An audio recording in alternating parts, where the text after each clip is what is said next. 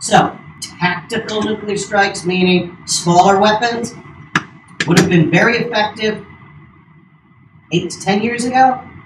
Right now, I think the U.S. is the only ones that can do it now. We're the only ones with bombs big enough to potentially penetrate to these underground caverns, or at least, if we know where the entrances are, have to destroy something that's a half mile underground. If you destroy all the entrances and exits to it, you effectively do the same thing.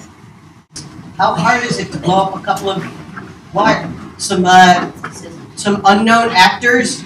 Yeah, some unknown actors. We believe it was either the Israeli Mossad or the CIA blew up a couple of power pylons about 6 months ago in Iran as like a see what we can do really easily demonstration. The Iranians did something really stupid too. They had the Fordo site. They had all the power, the electricity going to it on above ground wires. You know, like high tension power cables? They had wires going to the place. Isn't that kind of stupid? That's another one of our ideas. Super powerful spies. Super powerful spies? That is a potential. Okay. What we got? Another group. Yes, let's hear what you guys have. Guys, let's listen to what this group has to say. Create alliances, more alliances around Iran. So basically, surround Iran with people who think like us, who would feel potentially threatened. Good idea. We've done that. The countries that feel threatened by Iran are Israel, United States, Kuwait, Bahrain, United Arab Emirates, Saudi Arabia, Jordan. These are the major ones, and basically a lot of the places along the former southern Soviet Union feel directly threatened by Iran.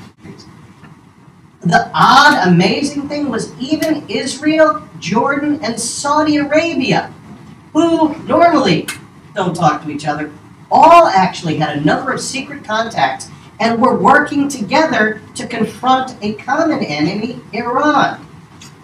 And all these countries, unfortunately, look to the United States to take the lead. We'll help you. We'll actually supply military bases. We will supply refueling facilities. We will supply coastlines for you guys to infiltrate. We're with you, United States. Take the lead.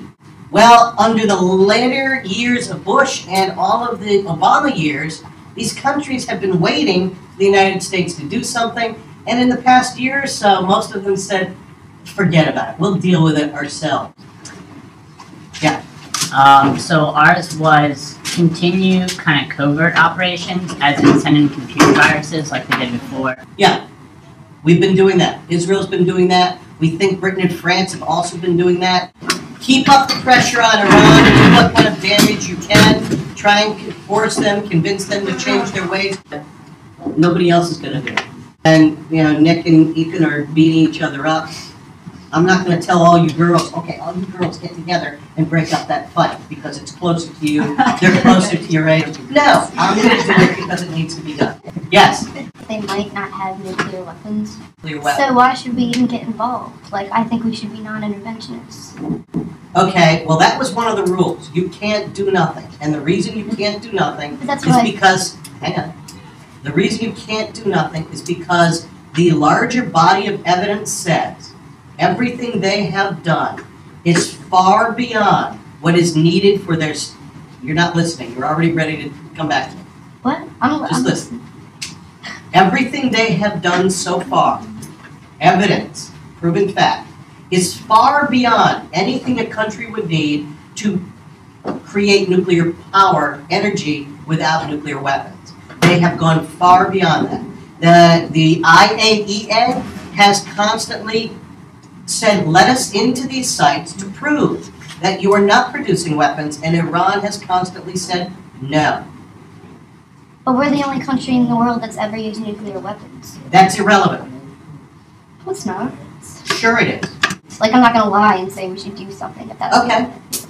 But part of the rules for this, because we're working I'm sorry. Please come to the office. Who?